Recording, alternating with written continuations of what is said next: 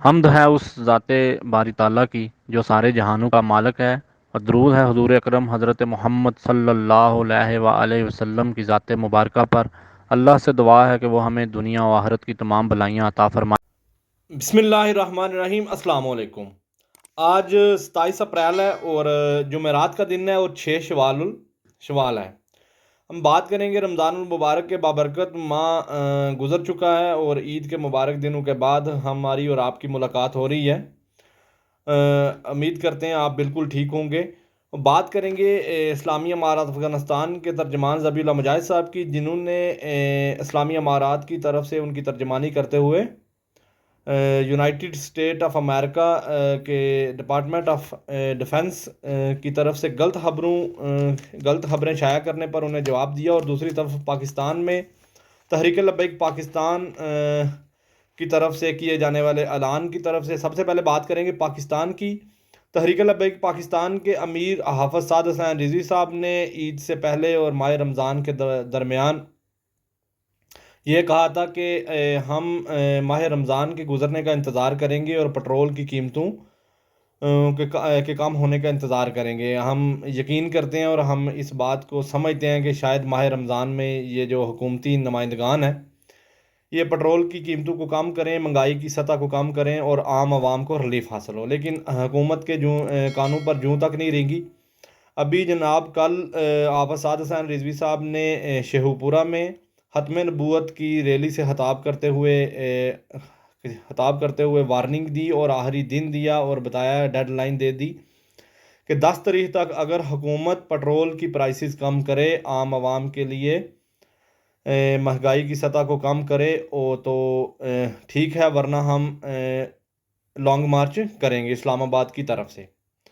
اور یہاں پر ایک اور بھی سوال اٹھتا ہے کہ یہ جواب انہوں نے دیا پی ڈی ایم کو، یہ انہوں نے وارننگ پی ڈی ایم کو دی، لیکن اس کا سب سے زیادہ جو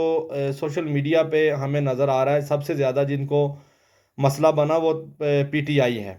ان کے نمائندوں کو اور ان کے خریدے ہوئے پرو ڈالر جو صحافی ہیں ان کو مسئلہ ہوا۔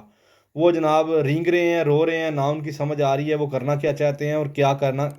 کہنا چاہ رہے ہیں۔ لیکن بہرحال انہوں نے ڈیڈ لائن دے دی ہے اور یہ بڑی کنفرم ڈیڈ لائن ہے۔ اس کے علاوہ بھی انہوں نے بہت ساری باتوں کو سامنے لائے ہیں۔ انہوں نے عدلیہ کو پیغام دیا ہے کہ آپ اپنا کام کریں۔ انہوں نے اس بارے میں آواز اٹھائی کہ ختم نبوت کی جو گستاخیاں ہو رہی ہیں ان کے خلاف کام کریں اور ان کو پابند سلاسل کریں، ان کو 295 قانون کے تحت سزا دیں تاکہ آئندہ ایسے کام نہ ہوں۔ اب ہم بات کریں گے اسلامی امارات افغانستان کی۔ اس دفعہ اسلامی امارات افغانستان کی سیکیورٹی فورسز نے پورے افغانستان میں عید کے اجتماعات بڑے پرامن طریقے سے گزارے اور نہ ہی وہاں پر کوئی خوشگوار واقعہ پیش آیا۔ یہ صرف اور صرف ان کی سیکیورٹی سٹیبلٹی ہے کہ وہ کتنے مستحکم ہو چکے ہیں اور انہوں نے کتنا کنٹرول حاصل کر لیا ہے۔ مگر اس کے برعکس وہ امریکہ جو اپنے آپ کو ورلڈ مینیجر سمجھتا ہے، خود کو سپر پاور کہتا ہے، پوری دنیا کے بدماشوں کو اپنے ساتھ لے کر چلتا ہے اور اپنے ساتھ لے کر افغانستان کو فتح کرنے کے لیے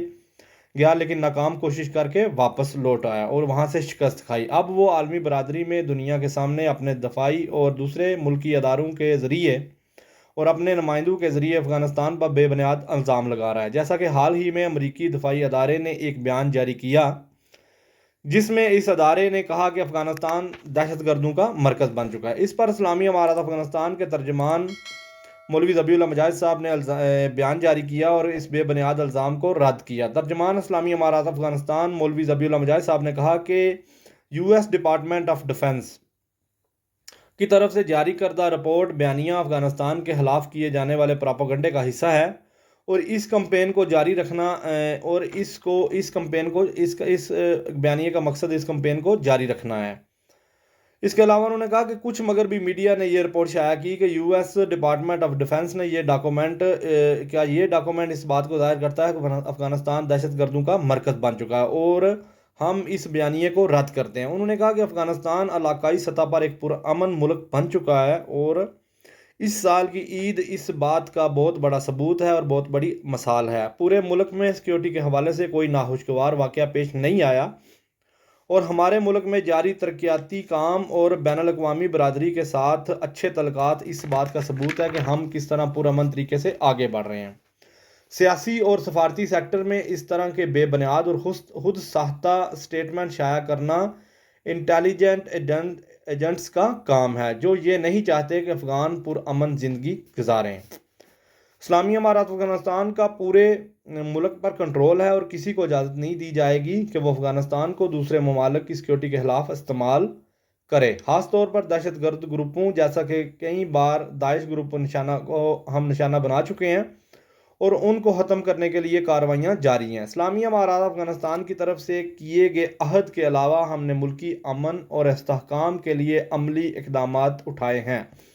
اور ابھی بھی اس پر کام جاری ہے۔ ان بے بنیاد اور جھوٹی خبروں کو پھیلانے سے یہ بات واضح ہوتی ہے کہ امریکہ کے کچھ لوگوں نے ابھی تک افغانستان سے شکست کھا کر افغانستان کے لوگوں کے ساتھ نفرت اور دشمنی کو نہیں بلایا، اور ہر کسی کو جان لینا چاہیے کہ عوام الناس کا دماغ ان بے بنیاد باتوں کی طرف کرنا اور ان کی دسترس سے باہر ہے، اور ان کی یہ کوشش ناکارہ ہے۔ وہ امریکہ جو پہلے وہاں پر اپنے ساتھ نیٹو فورسز کو لے کر پہنچا اور اسلامی امارات افغانستان کو فتح کرنے کی کوشش کی، اپنے کنٹرول میں کرنے کی کوشش کی، وہاں پر جیسے وہ افغانستان کا کنٹرول حاصل نہیں کر سکے، تو وہ اب عالمی برادری کے ذریعے افغانستان کو دہشت گرد ظاہر کر رہے ہیں، جس طرح پاکستان میں تحریک لبیک کو اور پاکستان میں اسلامی نمائندوں کو ظاہر کیا جاتا ہے، لیکن یہاں پر ان نمائندوں کے ذریعے کیا جاتا ہے جو ان کے نمائندے ہیں، جن کے گلوں میں ان کے ڈالے ہوئے پٹے ہیں، لیکن وہاں پر وہ ڈائریکٹلی خود کر رہے ہیں کیونکہ ان کے اب وہاں پہ نمائندے نہیں، کیونکہ وہ طالبان نے تو وہ نمائندے بھگا دیے ہیں وہاں سے اور پورے ملک میں کنٹرول حاصل کر لیا۔ انشاءاللہ پاکستان میں بھی نظام مصطفیٰ آئے گا اور اسلامی نظام آئے گا اور اسلامی کنٹرول آئے گا۔ بہت شکریہ، جزاک اللہ، اللہ حافظ۔